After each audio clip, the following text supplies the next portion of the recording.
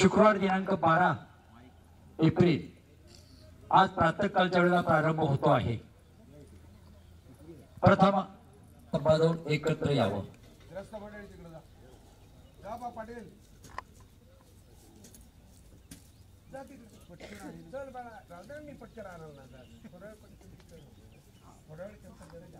सर्वांच्या हृदयात कायमचं ज्याचं स्थान निर्माण झालेलं आहे असा हा आमच्या पंथातील ज्येष्ठ श्रेष्ठ वंदनीय संत आचार्यगण तपस्विनी यांची ही तपोभूमी आणि या तपोभूमीच्या ढोऱ्या डोंगराच्या पायथ्याशी अपूर्व भेट काळाला कालपासून प्रारंभ झालेला आहे।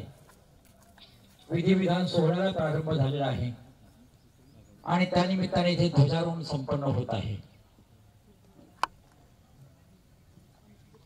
या सोहळ्याचं ध्वजारोहण पंथातील सर्व ज्येष्ठ श्रेष्ठ वंदनीय संत महंत तपस्विनी श्रद्धावंत वासनिक बंधू भगिनी यांच्या आचार्य प्रवर परमपूजनीय ज्ञान भास्कर शहादाचे श्री मोठे दादाजींच्या शुभ हस्ते येथे ध्वजारोहण संपन्न होणार आहे।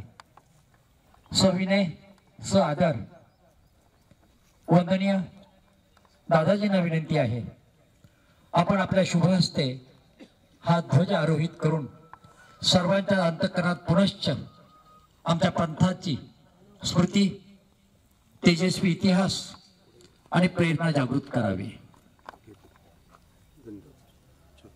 ज्ञान सूर्य आचार्य श्री परशुराम बास ज्ञान सर्वज्ञ श्री चक्रधर स्वामी की जय। आमुचा भारत भूवर झेंडा फडके भारत भूवर झेंडा सनातन काळा पासून खडा सनातन काळा पासून खडा आमचा भारत भूवर झेंडा फडके भारत भूवर झेंडा शुभ्र हा रंग हिंसा परी चक्र सुदर्शन हे त्यावरी दर्शवी ज्ञान खुनेचा धडा आमचा भारत भूवर झेंडा फडके भारत भूवर झेंडा हिमाचल सेतूच्या अंतरी फडकतो डौलाने बहुपरी ऐका इतिहासाचा चौघडा आमचा भारत भूवर आहे त्याचं प्रकाशन येथे होत आहे आणि हे प्रकाशन आपल्या शुभास्ते आता ध्वजारोहण संपन्न करून या कार्याचा प्रारंभ केलेला आहे। आचार्य परव शहादाचे श्री मोठे बाबाजींना विनंती आहे आपण या ग्रंथाचं प्रकाशन करावं। बसून करा साध्वी आया भगिनींना वासनिकांना पंथीयांना पंथीयेतरांना सविनय सादर दंडवत प्रणाम दंडवत दंडवत दंडवत दंडवत। मी साधे इथे असताना निफाडच्या बाबाचा संदेश आला मी तुझ्या भेटीला येतो। त्यांनी सांगितलं की माझी इच्छा अशी आहे की डोऱ्या डोंगराला काहीतरी कार्यक्रम घ्यावा आणि आष्टीपरी. मी म्हटलं छान आहे, हा रिकामा कुटाणा आता कोणी करत नाही आणि त्यातल्या त्यात डोऱ्या डोंगर म्हणजे एकात एक वस्तूचा मेळ लागत नाही, तिथे तुम्ही करता कार्यक्रम आपला स्तुत्य आहे आणि आपल्याला यावं लागेल. म्हटलं येईल. मग ते म्हणे परशुराम व्यासाचे आस्तीपर लावायची. म्हटलं आस्तीपरी मला 25 माहिती आहेत, पण परशुराम व्यासांच्या नावावर जी आस्तीपरी आहे ती जरा रटाळ वाटते, सांगायला एवढी रोचक बोधक वाटत नाही. त्यापेक्षा योगाने त्यांनी त्यांच्या आश्रमात 2दा-3दा त्याचं वाचन केलं.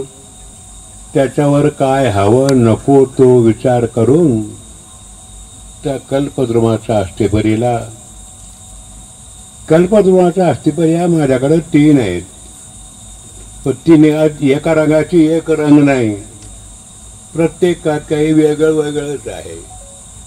कारण आचार्यांना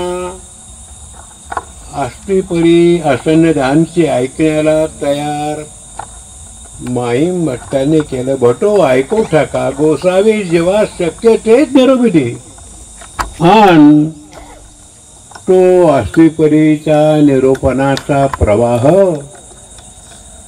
बेलापूर या गावाला आला. तसं बेलापूर आम्हा महानुभावी यांना सुख आणि दुःख या दोघांच्या स्मृती अत्यंत घडत तेथे आहेत. गावातल्यासारखं थोरल्या प्रकारच्या बेलापूरला सांगितलं. वायू निरोपण बेलापूरलाच आहे, वजरीची लिहा बेलापूरलाच घडलेली आहे. आष्टीपरी साधकाला असावयाची परी बेलापूरलाच सांगितली. झालं जमेची बाजू. पण साधनदाता याच बेलापूरला आम्हा सगळ्यांना टाकून गेले. तेही बेलापूर हे सोड. आमच्या सुखाच्या दुःखाच्या स्मृती अत्यंत घडत येथे घडलेल्या आहेत. येथे स्वामींनी नागदेव आचार्यांना निमित्त करून आशेष पंथाला राहण्याची पद्धत सांगितली. मग आमच्या पूर्वसुरींनी त्यावर आपापल्या प्रकाश टाकलेला आहे. त्यापैकी कल्पद्रुमाची आष्टीपरी प्रस्तुत तरडगावच्या बाबांनी काही सायास घेऊन तेथील संत मंडळींनी साध्वी आया भगिनींनी त्याचं पठन पाठन करून हे नवनीत काढलं. आता त्याचा मी प्रकाशक ते आहेत. विचारायला पाहिजे, वळेला आहे तर माझा विचारलं नाही तसं कसं.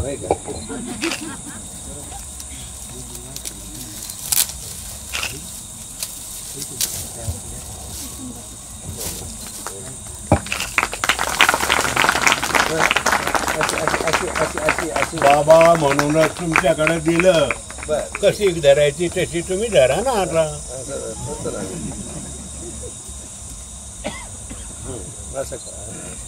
आता तुम्ही सुद्धा उलटी धरली होती. बाबा बाबा हो दादा कल्पद्रुम आष्टीपरी आचार्य मुरारी मल्लव्यास विद्वांसकृत ही कल्पद्रुम आणि आष्टीपरी प्रकरणामध्ये ही कल्पद्रुम आष्टीपरी प्रकाशित केलेली होती, परंतु त्याच्यामध्ये मुद्रण दोष अधिक आहेत. अधिक त्यांना उपलब्ध झालेली जी प्रत होती ती छाया प्रत होती. माझा त्यांच्याशी संवाद झाला. मग आचार्य मुरारी मल्ल व्यास विद्वांस यांचं ते कल्पद्रुम अस्थिपरी आहे आणि ही इथं आपण अनुभवायची आहे. या अस्थिपरीचा आनंद आपण सर्वांनी घेऊया आणि तो कल्पद्रुमाची अस्थिपरी स्मरण धर्मवीरांचे रक्षण कल्पद्रुमांचे ब्रह्मविद्या पाठशाळेच्या वतीने हे प्रकाशन संपन्न झालं असं मी माझं मत जाहीर करतो. इथे असावी या उद्देशाने येथे ती तयार करण्यात आलेली आहे. आताच ज्यांच्या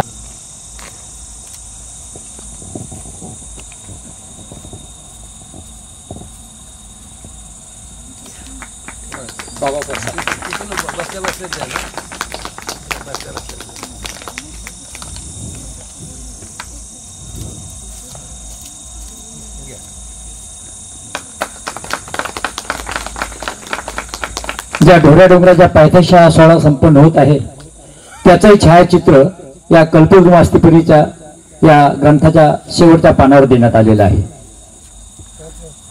सर्वांनी त्याचा उपयोग करावा ही विनंती. दंडवत. बाबाजी आले, मी धन्यवाद म्हणणार नाही, तो आमचा तेवढा हक्क आहे. आमच्या त्या हक्काचा आम्ही यथोचित वापर केला. अगदीच बाबाजी आले, नक्कीच ऋणी. तुम्हा लोकांच्या ज्या सूचना आहेत त्या नंतर देतो.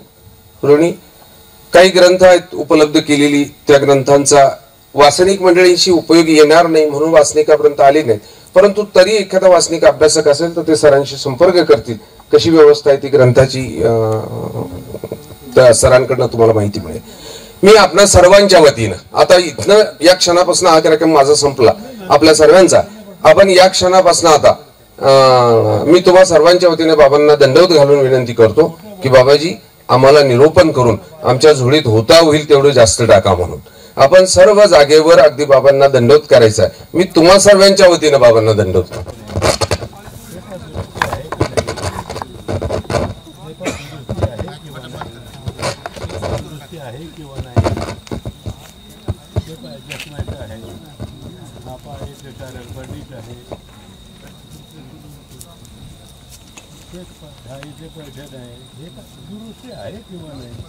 शेवटच्या पानापर्यंत आहे.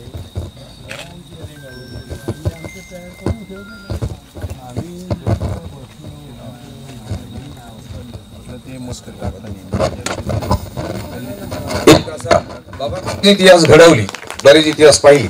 हा सुद्धा एक नवा इतिहास अर्वाचीन इतिहास घडतोय की समोर ज्ञानसूर्य बसलेले आहेत आणि इथे ज्ञानरत्न आमच्या नाशिक जिल्ह्याचं भूषण बाबाजी पोथी करतात. आपण सर्वांनी एक वेळ टाळ्याच्या गजरात स्वागत करू.